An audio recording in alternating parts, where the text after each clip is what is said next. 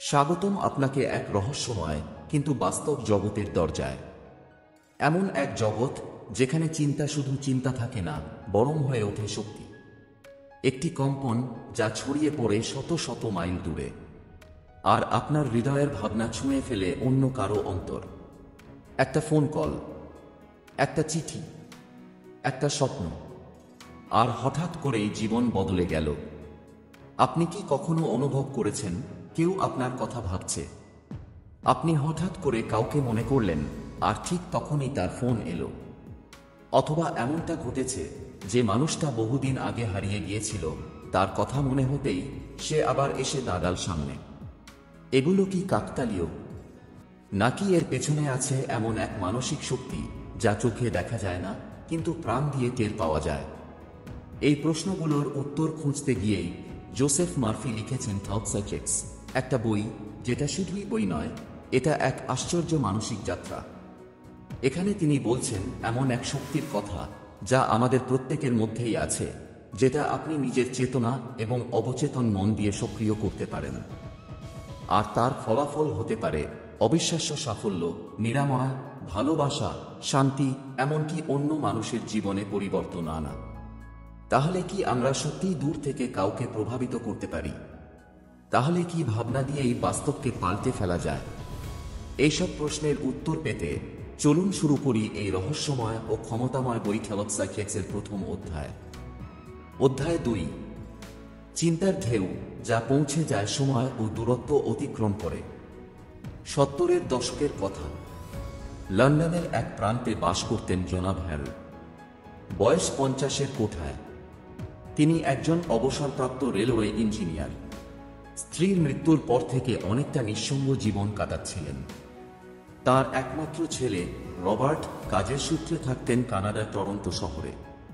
Harold প্রায় ছেলের চিঠির জন্য অপেক্ষা করতেন, কিন্তু টানা 3 মাস কেটে গেল, কোনো খবর নেই। চিঠি নেই, ফোন নেই। অজানা এক আশঙ্কায় বুকের ভেতর যেন জেগে উঠল ঝড়। এক রাতে তিনি বিছানায় বসে জোসেফ মার্ফির থটস অ্যান্ড চেকস বইটি পড়ছিলেন। সেখানে একটি লাইন ছিল, আপনার অবচেতন মনকে নির্দেশ দিন যেন তা নির্দিষ্ট ব্যক্তি পর্যন্ত পৌঁছে যায় চিন্তার মাধ্যমে। ভাবুন যেন সে আপনার সামনে বসে আছে। অনুভব করুন তার উপস্থিতি। অনুভব করুন আপনার চিন্তার শক্তি তার হৃদয় স্পর্শ করছে। এই লাইনটা যেন তার মনের মধ্যে বাজতে লাগলো। তিনিও চেষ্টা করতে শুরু করলেন। চোখ বন্ধ করে কল্পনা করলেন রবার্ট তার সামনে বসে আছে। তার চোখে চিন্তা, গলায় কান্না। তিনি বললেন, রবার্ট, তুমি যেখানেই থাকো জানো আমি তোমাকে ভালোবাসি। আমি জানি তুমি ভালো আছো। আমার চিন্তা তোমার কাছে পৌঁছাক। তুমি আমার সঙ্গে যোগাযোগ করো। তিনি এই মানসিক প্রার্থনা করলেন টানা 7 দিন। 7ম দিনে একটা ফোন এল। হ্যালো ড্যাড, আমি রবার্ট বলছি। অনেক কিছু হয়েছে, কিন্তু আমি তোমাকে খুব মনে করছিলাম। হঠাৎ মনে হলো তোমার সঙ্গে কথা না বললে কিছু একটা অসম্পূর্ণ থেকে যাবে। হ্যারল্ড কাঁদতে লাগলেন। তিনি জানতেন এই ছিল টেলিপ্যাথিক চিন্তার শক্তি। কোনো মেশিন ছাড়াই, কোনো প্রযুক্তি ছাড়াই, শুধু মনের গভীর বিশ্বাস আর ভালোবাসা দিয়েই তিনি ছুঁয়ে ফেলেছিলেন ছেলেকে হাজার হাজার মাইল দূরে। মার্ফির ব্যাখ্যা, চিন্তা একটি শক্তি। এটি শব্দের মতো, আলো বা রেডিও তরঙ্গের মতোই একটি কম্পন। আপনার যে চিন্তা গভীরভাবে আবেগ ও বিশ্বাসের সাথে মন থেকে জন্ম নেয় তা ছড়িয়ে পড়ে চেতনার জগতে, এবং সে পৌঁছে যায় নির্দিষ্ট মানুষের চেতনায় যদি আপনি যথেষ্ট আন্তরিক হন। এমনটা ঘটছে প্রতিনিয়ত, আমরা বুঝতে পারি না, কারণ আমরা শেখাইনি কিভাবে নিজের মনকে সচেতনভাবে প্রোগ্রাম করতে হয়। আমাদের অবচেতন মন রেডিও টাওয়ারের মতো কাজ করে, যেখানে চিন্তা হলো তরঙ্গ আর আপনি নিজেই একজন সম্প্রচারক। বাস্তব জীবনে প্রযোগ। মার্ফি বলছেন, আপনি যদি কোনো হারিয়ে যাওয়া সম্পর্ক ফিরিয়ে আনতে চান, কাউকে ক্ষমা করতে বা ক্ষমা চাইতে উদ্বুদ্ধ করতে চান, নিজের শিশুকে দূর থেকে স্নেহ দিতে চান, এমনকি ব্যবসায়িক সফলতার জন্য কারো মন জয় করতে চান, তাহলে আপনাকে চাই মনসংগ্রাম, একাগ্রতা এবং ইতিবাচক বিশ্বাস। প্রতিদিন নির্দিষ্ট সময় নিরিবিলি পরিবেশে বসে আপনার মন থেকে নির্দিষ্ট বার্তা পাঠান। জাদু নয়, বিজ্ঞানের অতি সংবেদনশীল স্তর, যেখানে মন হয় মাধ্যম। আপনার ভাবনা কতটা শক্তিশালী তা আপনি নিজেই জানেন না, কারণ আপনি হয়তো এখনো নিজেকে ভেবেই দেখেননি একজন চিন্তার সম্প্রচারক হিসেবে। এখন সময় নিজেকে নতুন করে চিনে নেওয়ার, নিজের ভেতরের শক্তিকে জাগিয়ে তোলার। অধ্যায় 3, ভালোবাসার ডাক যা পৌঁছায় অবচেতন মন দিয়ে। প্যারিস শহরের এক যুবতী সেলিন। তার জীবনে প্রেম এসেছিল হঠাৎ এক গ্রীষ্মে। মার্ক নামের এক আমেরিকান তরুণের সঙ্গে তার দেখা হয়েছিল দক্ষিণ ফ্রান্সের একটি সমুদ্র তীরে। তাদের প্রেম যেন সিনেমার মতো, হাসি, গান, ছুটে যাওয়া, বৃষ্টিতে ভেজা সন্ধ্যা। কিন্তু গ্রীষ্ম শেষ, মার্ককে ফিরতে হলো আমেরিকায়। বলা হয়েছিল আমরা যোগাযোগ রাখব। প্রথমে চিঠি আসুক, তারপর ধীরে ধীরে বন্ধ হয়ে গেল। সেলিন ভেবেছিল হয়তো মার্ক ভুলে গেছে, কিন্তু তার মন মানছিল না। একদিন হঠাৎ করে তার এক বান্ধবী তাকে একটি বই উপহার দেয়, টেলসাকেক্স। তাতে একটি অনুচ্ছেদ ছিল, যে ভালোবাসা সত্য সে কখনো হারায় না। আপনি যদি একাগ্র চেতনায় তার মনের দরজায় কড়া নাড়েন, তবে সে আপনাকে শুনবেই। কারণ অবচেতন মন দূরত্ব বোঝে না, সময় বোঝে না, সে বোঝে শুধু অনুভব। সেলিন বই বন্ধ করল, চোখ বুজল আর কল্পনা করল মার্ক তার সামনে। তার চোখে চোখ রেখে বলছে, তুমি কি আমায় এখনো ভালোবাসো? সেলিন মনে মনে বলল, মার্ক, আমি জানি তুমি আমায় অনুভব করছো। আমার মন থেকে তোমার মনের কাছে পৌঁছচ্ছে এই ভালোবাসা। তুমি আবার আমার জীবনে ফিরে আসো। সে এই চর্চা করল প্রতিদিন, নিরিবিলি বসে, গভীর মনোযোগে। 3 সপ্তাহ পরে এক সকালে দরজার ঘণ্টা বেজে উঠল। দরজা খুলতেই সামনে দাঁড়িয়ে মার্ক, চোখে জল, কণ্ঠ কাঁপছে। আমি জানি না কেন 3 দিন ধরে মনে হচ্ছিল তুমি আমায় ডাকছ, তুমি আমার মাথা থেকে নামছো না। শেষমেশ টিকিট কেটে চলে এলাম। সেলিন কিছু বলল না, শুধু একটুখানি হাসল, কারণ সে জানত এটি টেলিপ্যাথিক প্রেমের জয়। মার্ফির ব্যাখ্যা, ভালোবাসা শুধু আবেগ নয়, এটি এক প্রকার শক্তি। যখন কেউ কাউকে সত্যিকারের ভালোবাসে এবং সেই ভাবনাটি গভীর মন থেকে অবচেতনে প্রেরণ করে, তখন সেই অনুভব দূরত্ব ভেদ করে পৌঁছায় প্রিয় মানুষের অবচেতন মনে। এই প্রক্রিয়াটি কাজ করে যখন চিন্তা হয় ইতিবাচক, অনুভূতি হয় আন্তরিক, বিশ্বাস হয় নিখাদ, তখন আপনি কাউকে দূর থেকে প্রভাবিত করতে পারেন, এমনকি যদি সে যোগাযোগ না রাখে তবুও। কিভাবে আপনি প্রযোগ করবেন? প্রতিদিন নির্দিষ্ট সময় বেছে নিন। শান্ত পরিবেশে বসে গভীরভাবে চোখ বন্ধ করুন। তার মুখ কল্পনা করুন যেন সে আপনার সামনে বসে আছে। তার হৃদয়ে পৌঁছায় এমন কথাগুলো মনে মনে বলুন। নিজের অনুভবকে জোর করে নয়, ভালোবেসে পাঠান। এটা শুধু প্রেমের ক্ষেত্রেই নয়, বন্ধুত্ব, পরিবার, হারিয়ে যাওয়া সম্পর্ক, সব ক্ষেত্রেই প্রযোজ্য। মনে রাখবেন, আপনার মনের কথা সে শুনতে পাবে যদি আপনি নিঃস্বার্থভাবে ভালোবাসেন। চিন্তা তরঙ্গ কোনো ব্যর্থ বার্তা নয়, তা কখনো না কখনো পৌঁছায় ঠিকই।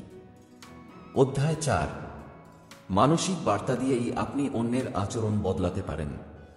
লস অ্যাঞ্জেলস শহরে থাকতেন একজন মহিলা, নাম মার্গারেট। তিনি একজন স্কুল শিক্ষিকা। তার স্বামী জন ছিলেন একজন ব্যবসায়ী, কিন্তু খুবই রুক্ষ স্বভাবের মানুষ। তিনি প্রায়ই রেগে যেতেন, চিৎকার করতেন এবং সবসময় সংসারে দুঃখ, হতাশা ছড়িয়ে দিতেন। মার্গারেট অনেকবার চেষ্টা করেছেন স্বামীকে বোঝাতে, তবু কোনো পরিবর্তন আসেনি। একদিন এক সহকর্মী তাকে একটি বই দেয়, টেলসাকেক্স। মার্ফির লেখা এক অধ্যায় তিনি পড়লেন। আপনি যদি বারবার কাউকে কল্পনায় নেতিবাচক দেখেন, তাহলে আপনার অবচেতন মন সেই ছবিটি তার দিকে পাঠাতে থাকে।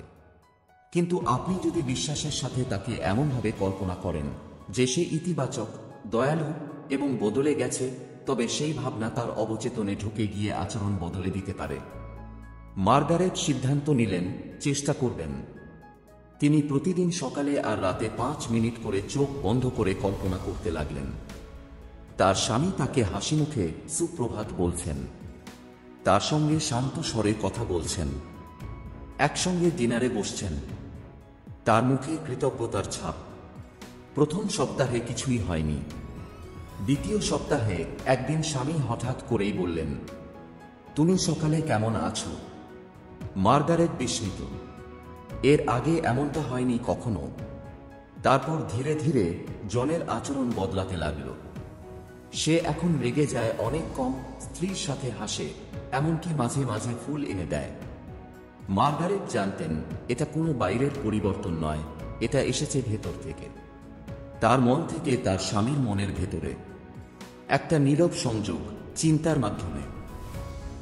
মার্ফির ব্যাখ্যা, প্রতিটি মানুষই একটি মনস্তাত্ত্বিক গ্রহণযন্ত্র।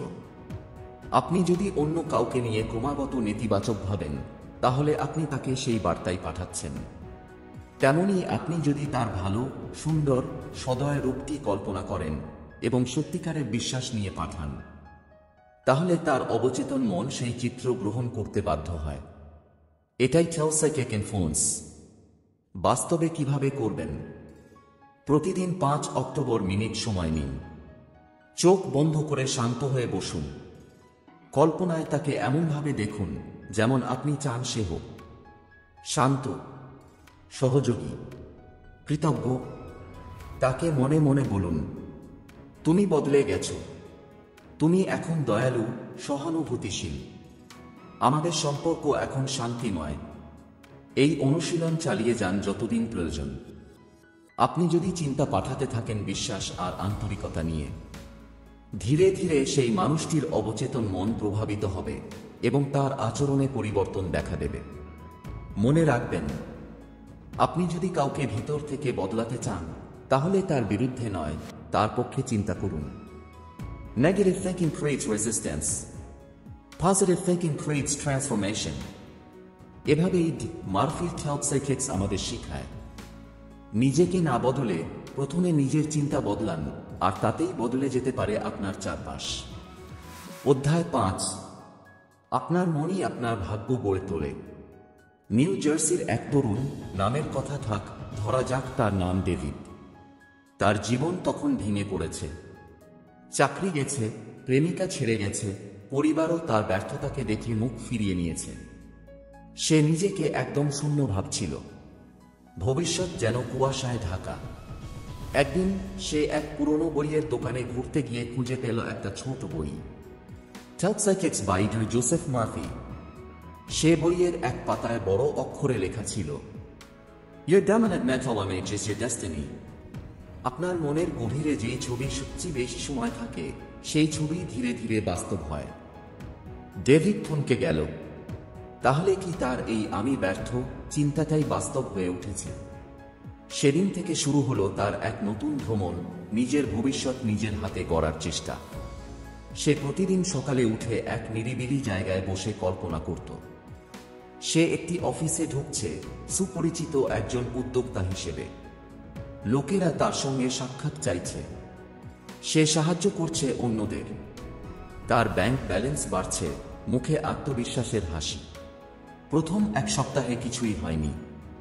তবে দ্বিতীয় সপ্তাহে হঠাৎ তার এক পুরনো বন্ধু ফোন করল, একটা ছোট ব্যবসায়িক আইডিয়ার প্রস্তাব নিয়ে। ডেভিড রাজি হল এবং সেখান থেকেই শুরু হলো তার নতুন পথ চলা। 6 মাসের মধ্যে তারা লাভে গেল। 1 বছরে ডেভিড নিজেই আলাদা একটি কোম্পানি খুলল। আজ সে যখন সেই সময়টার কথা ভাবে, তার মনে পড়ে মার্ফির সেই লাইনটা, আপনি যা ভাবেন, যা কল্পনা করেন, তারই বীজ আপনি নিজের জীবনে বুনছেন। মার্ফির ব্যাখ্যা, আমরা প্রতিদিন অসংখ্য চিন্তা করি, কিন্তু যেই চিন্তাগুলো আমরা বারবার ভাবি, যেগুলোতে আবেগ জড়ানো থাকে, সেগুলোই আমাদের অবচেতন মন গ্রহণ করে। এবং অবচেতন মন একবার কোনো চিত্র গ্রহণ করলে সে সেই অনুযায়ী বাস্তবতা তৈরি করতে থাকে। ঠিক যেমন একটা বীজ মাটিতে বপন করলে সে ধীরে ধীরে গাছ হয়ে ওঠে। তেমনি মনের ভিতর বপন করা চিন্তাচিত্র সময়ের সাথে ঢোল দিতে থাকে। আপনি কিভাবে নিজের ভবিষ্যৎ করবেন? প্রতিদিন নির্দিষ্ট সময় বেছে নিন, সকালে বা রাতে। চোখ বন্ধ করে কল্পনা করুন আপনি ঠিক কোন অবস্থায় থাকতে চান। চাকরি, অর্থ, সম্পর্ক, সুস্থতা, সুখ। কল্পনাটি বাস্তবের মতো দেখুন। রং, শব্দ, গন্ধ, অনুভূতি সব স্পষ্ট করুন। নিজেকে বলুন, আমার সফলতা নিশ্চিত। আমার ভাগ্য এখনই গঠিত হচ্ছে। আমি যা ভাবি তাই আমি হই। এই চর্চা করুন প্রতিদিন একাগ্রতা ও আবেগ দিয়ে। মনে রাখবেন, ভবিষ্যৎ কোনো নির্দিষ্ট গন্তব্য নয়, এটা একটি মানসিক সৃষ্টি। আপনি যা ভাবছেন সেটাই আসছে। Change your inner picture and the outer world will follow. এইভাবে মার্ফি শেখান, আপনার ভাগ্য বাইরে তৈরি হয় না, তা গড়ে ওঠে আপনার নিজের মনের গভীরে, আপনার চিন্তার আকারে। এখন প্রশ্ন, আপনি কি নিজের ভবিষ্যতের পরিচালক হতে চান, নাকি একজন দর্শক হয়ে থাকবেন? অধ্যায় 6। কেউ আপনাকে অনুভব করছে আপনার মনের তরঙ্গেই। রোম শহরের এক তরুণী ক্লারা প্রেমে পড়েছিলেন এক সুদর্শন ইংরেজ লেখক টমের। তারা একসঙ্গে কাটিয়েছিল 3 মাস, সুখ, ভালোবাসা আর স্বপ্নে ভরা। কিন্তু হঠাৎ করে টম চলে যায় একটা বইয়ের কাজ নিয়ে লন্ডনে। প্রথম কিছুদিন যোগাযোগ ছিল, তারপর সব থেমে গেল। কোনো ফোন নয়, মেল নয়, ক্লারা যেন অন্ধকারে পড়ে গেল। সে ভেঙে পড়েছিল, কিন্তু হাল ছাড়েনি। একদিন তার হাতে এলট মার্ফির টক্সাইটেক্স বইটি। তার চোখ আটকে গেল এই বাক্যে, Your thought is a telepathic messenger. It carries your emotion. It carries your desire. Send it out with faith and it will reach the one you love. আপনার চিন্তা এক টেলিপ্যাথিক বার্তাবাহক। এটা বহন করে আপনার অনুভব। আপনি যদি বিশ্বাস নিয়ে সেটিকে প্রেরণ করেন, তা পৌঁছে যাবে যাকে আপনি ভালোবাসেন। ক্লারা সিদ্ধান্ত নিল, সে টমকে ডাকে, তবে ফোনে নয়, চিঠিতে নয়। সে ডাকবে নিজের মনের ভেতর দিয়ে। প্রতিদিন সকালে সে চোখ বন্ধ করে বসত। সে কল্পনা করত টম তার সামনে বসে আছে, তার চোখে চোখ রেখে বলছে, আমি তোমাকে এখনো ভালোবাসি। সে গভীরভাবে অনুভব করত সেই মুহূর্ত। তারপর মনে মনে বারবার বলতো, টম, তুমি আমাকে অনুভব করছো। তুমি জানো আমি তোমায় ডাকছি। তুমি আবার আমার কাছে ফিরে আসছো। এই প্রক্রিয়া সে চালিয়ে গেল টানা 21 দিন। একদিন বিকেলে হঠাৎ তার দরজায় কড়া নাড়ল। সে দরজা খুলে স্তব্ধ হয়ে গেল। টম দাঁড়িয়ে, তার চোখে জল। সে বলল, আমি জানি না কেন 3 সপ্তাহ ধরে তোমার কথা মাথা থেকে সরছে না। ঘুম ভেঙে যাচ্ছিল। মনে হচ্ছিল তুমি আমায় ডেকেছ। আমি আর সহ্য করতে পারলাম না, তাই চলে এলাম। ক্লারা কিছু বলল না। সে শুধু জানত এই ছিল মনের শক্তি, টেলিপ্যাথিক ভালোবাসা। মার্ফির ব্যাখ্যা, আপনার মন, বিশেষ করে আবেগঘন ও বিশ্বাসভিত্তিক চিন্তা, এটি ঠিক যেন রেডিও সিগন্যালের মতো। যদি আপনি কারো প্রতি গভীর ভালোবাসা আর বিশ্বাস নিয়ে ভাবেন, তবে সেই চিন্তা পৌঁছে যাবে সেই ব্যক্তির অবচেতন মনে। এটা সে জানে না, কিন্তু সে অনুভব করে। হঠাৎ তার মনে পড়ে আপনি।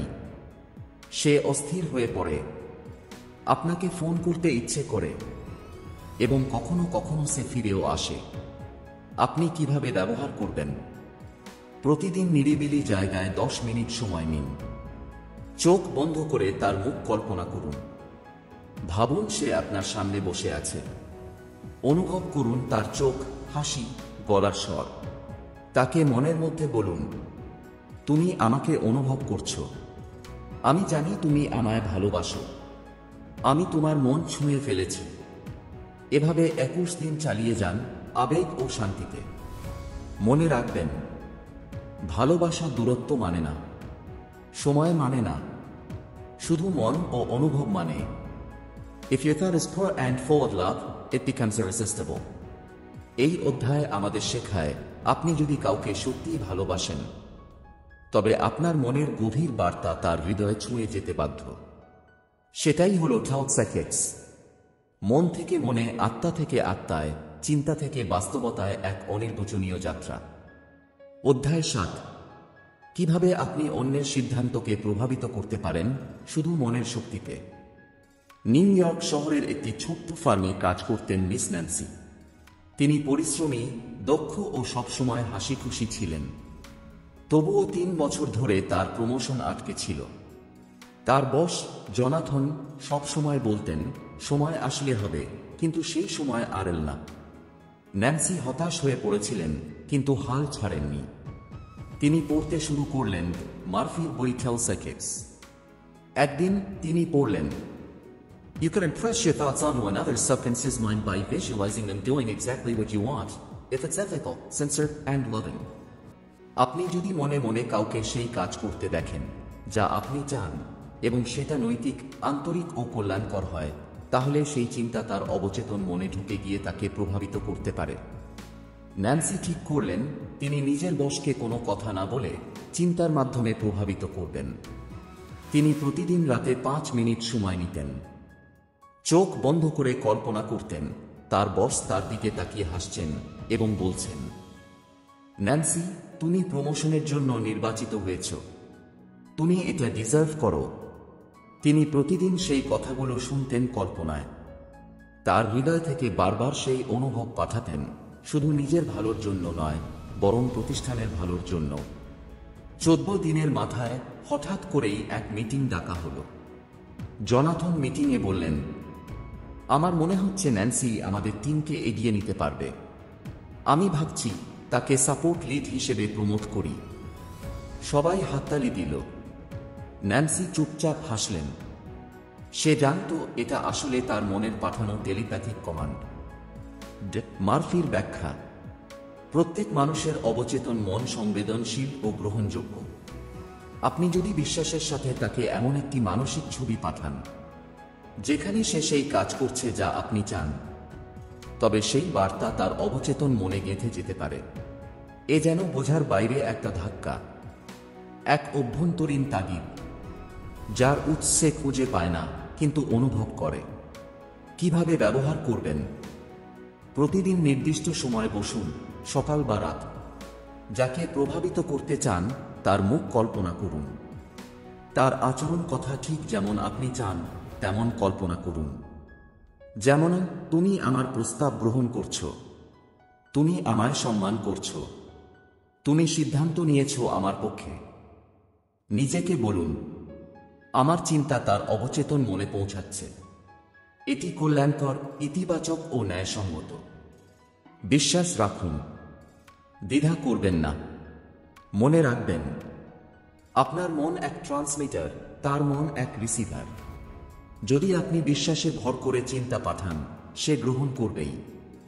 Ethical psychic influence is not manipulation, it is alignment of thought and intention.